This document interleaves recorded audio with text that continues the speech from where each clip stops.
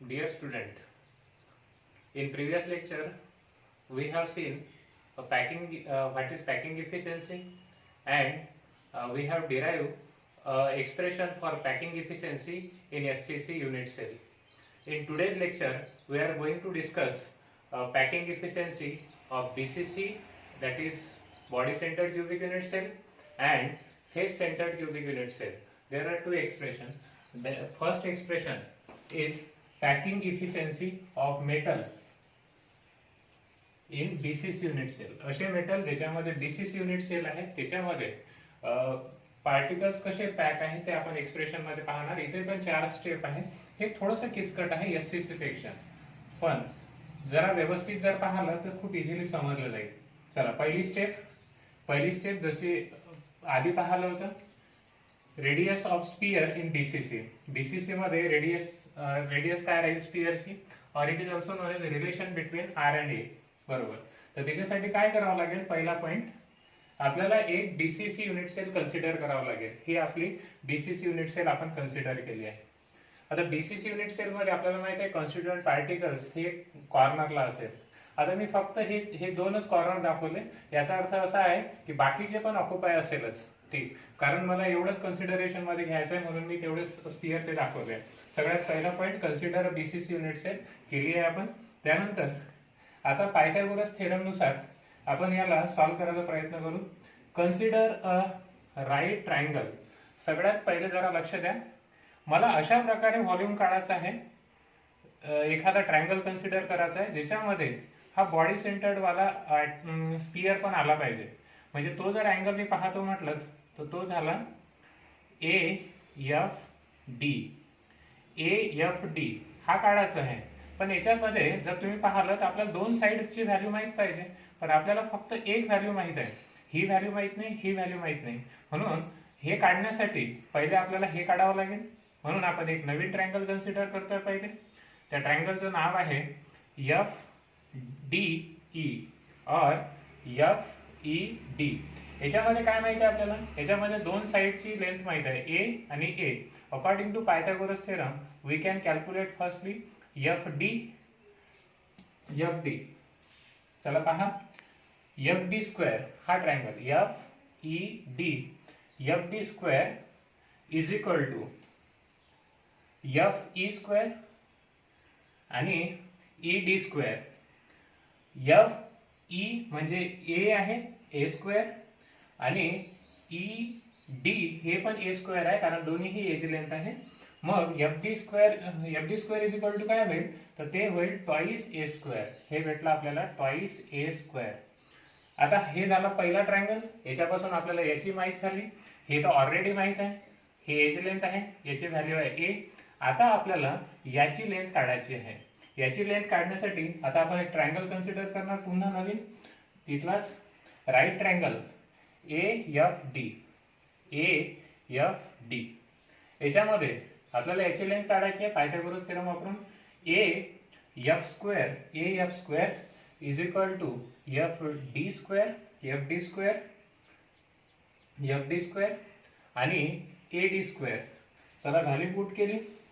हा ट्वाइस ए म्हणजे ट्वाइस ए स्क्वेअर आणि हा A square. F square is equal to 3a square आणि एफ इज इक्वल टू काय होईल, √3a. This is the length of F in terms of edge length. आता अजून एक गोष्ट माहिती आहे आपल्याला की यालाच आपल्याला असे लिहिता येईल, हे असं दिसत आहे. इन टर्म्स ऑफ रेडियसचा जर विचार केला तर हे जे 3 स्पियर आहेत बॉडी से including body centred R R R R, म्हणजेच हा जो तुमचा एफ ए आहे it is nothing but the 4r. F is equal to 4r. आता या दोघाला आपण कम्पेअर करणार. कम्पेअर काय करा, 4r is equal to √3a. आता r इज इक्वल टू काय होईल, r इज इक्वल टू होईल √3a अपॉन 4. हा फॉर्म्युला महत्वाचा to solve various problem related with radius and age length in competitive examination.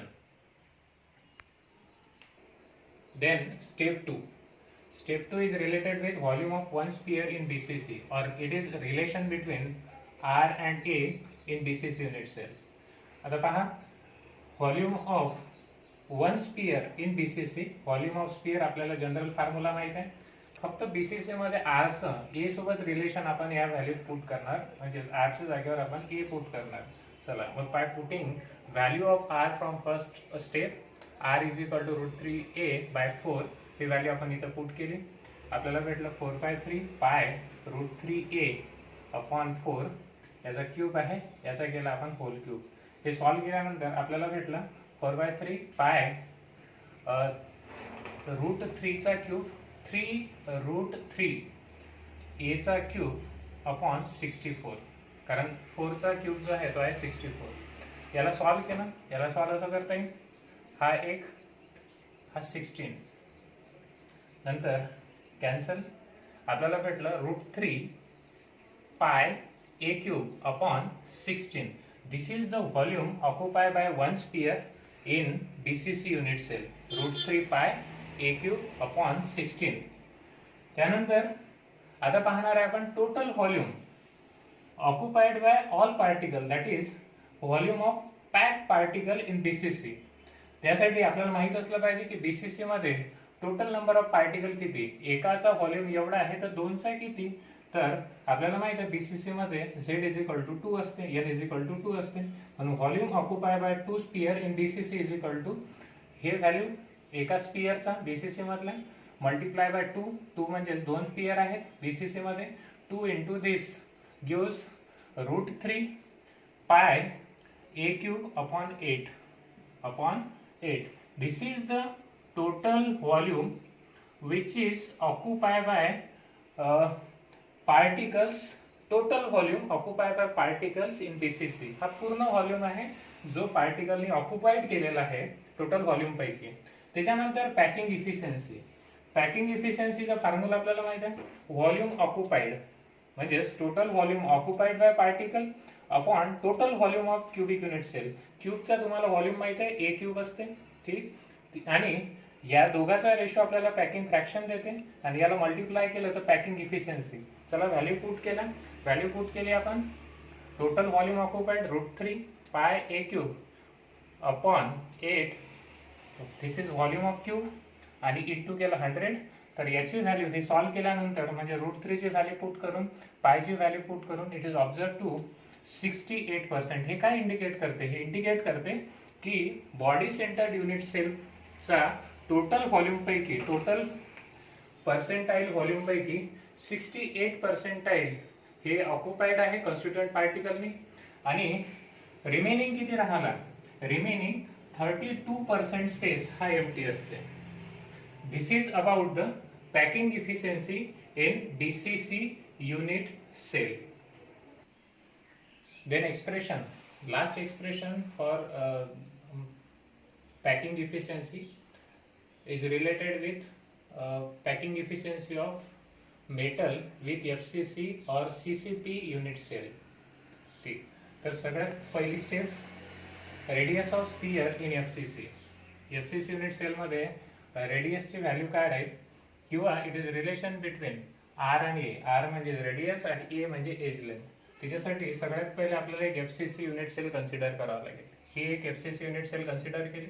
आपल्याला माहित आहे FCC युनिट सेल मध्ये कॉन्स्टिट्यूएंट पार्टिकल्स हे 8 कॉर्नरवर असतात, आणि इन ऍडिशन टू 6 फेसेसवर असतात. 6 फेस, क्यूबचे 6 फेस, 1 2 3 4 5 आणि हा 6, असे 6 फेसेसवर. ठीक, त्यानंतर आपण आता याच्यातच कन्सिडर करू एक राईट ट्रायंगल, तो आहे ABC, AB आणि C. आता याच्यापैकी AB एज लेंथ आहे, BC पण एज लेंथ आहे. याची व्हॅल्यू माहित आहे, याची व्हॅल्यू माहित आहे. आपल्याला याची फेसवाला जो पार्टिकल येऊन राहिला त्याचा पण आपल्याला व्हॅल्यू माहित पाहिजे A. तर पायथागोरस थेरम नुसार AC² is equal to AB² plus BC². AC² is equal to AB² plus BC². त्यानंतर याची व्हॅल्यू A आहे म्हणून A², याची पण व्हॅल्यू A आहे म्हणजे A². तर AC square is equal to twice A square. हे झालं ट्वाईस ए स्क्वेअर. आणि AC म्हणजे काय, तर AC म्हणजे √2a, √2a. This is the AC in terms of A. आता आपल्याला AC in terms of R काढायचं आहे. त्याच्यासाठी मी इथं जरा डायग्राम काढतो. हे कसं दिसत आहे, हे असं दिसत आहे आपल्याला. एका फेसवर 3 पार्टिकल आहेत. सेम इकडे पहा, हा आहे AC, पहिला R, हे रेडियस या स्पियरची, या रेडियस, हा रेडियस, त्यानंतर हा रेडियस, असे AC इज इक्वल टू आपल्याला काय भेटून राहिलं 4R. आता हे दोन गोष्टी कम्पेअर करू आपण. 4R is equal to √2a, 4R is equal to √2a. तर R इज इक्वल टू काय भेटेल आपल्याला, √2a अपॉन 4. याला कसं लिहिता येतं, याला लिहिता येतं a अपॉन 2√2, a अपॉन 2√2. याला फर्स्ट इक्वेशन म्हटलं आणि महत्वाची इक्वेशन आहे FCC साठी. जेव्हा प्रॉब्लेम मध्ये काम पडेल रिलेशन बिटवीन R आणि याला आपण लक्षात ठेवणार.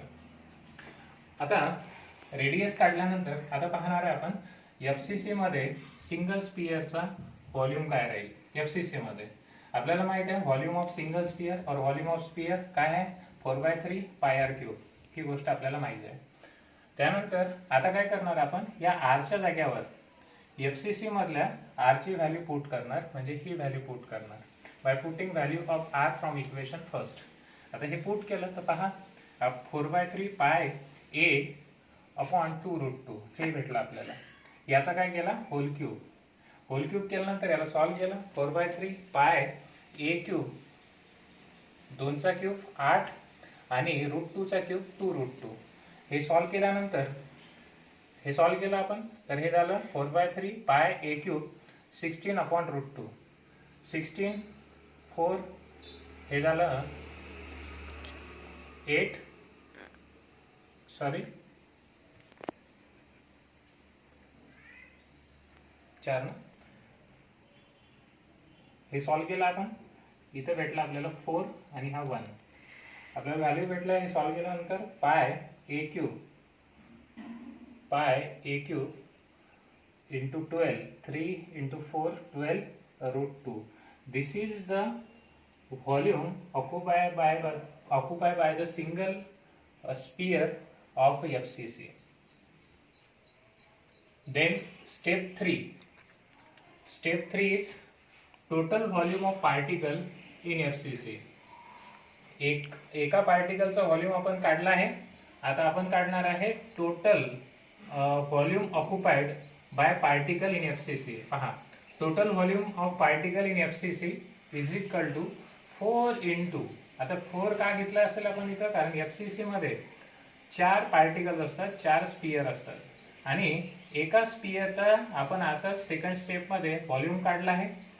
तर 4चा किती, तर 4चा आला πa³ अपॉन 3√2, 3√2. तर this is the total volume occupied by the particles, all particles in FCC. Now आपल्याला माहित आहे आता की हा व्हॉल्यूम ऑक्युपाइड आहे. टोटल व्हॉल्यूम A³ असते. याच्यापासून त्याला मल्टिप्लाय 100 ने केलं तर आपण पॅकिंग इफिशियन्सी काढू शकतो. म्हणजे सगळ्यात शेवटची स्टेप पॅकिंग इफिशियन्सी. फॉर्म्युला आहे volume occupied by all sphere in FCC upon total volume of cubic unit cell. Packing fraction येईल multiply 100, packing efficiency, value put केला, व्हॅल्यू पुट केली. This is the total volume occupied, आणि this is the volume of cubic unit cell A³. त्यानंतर multiply केलं 100 ने, आपल्याला भेटला A³ cancel, π3√2 into 100. याला सॉल्व्ह केलं, पायची व्हॅल्यू 3.14 ठेवली आणि √2 ची व्हॅल्यू ठेवल्यानंतर आपल्याला हे जे व्हॅल्यू भेटली ती भेटली 74%. हे सांगते packing efficiency in FCC unit cell is 74. याचा अर्थ FCC युनिट सेल मधला 74% स्पेस हा कॉन्स्टिट्यूएंट पार्टिकलनी ऑक्युपाइड असते आणि रिमेनिंग 26% जो स्पेस राहते तो एम्प्टी असते. Hence in case of FCC there is 74% space is occupied by particle while 26% space remains empty. In this way we have completed packing efficiency In cubic unit cell, that is SCC, BCC and FCC.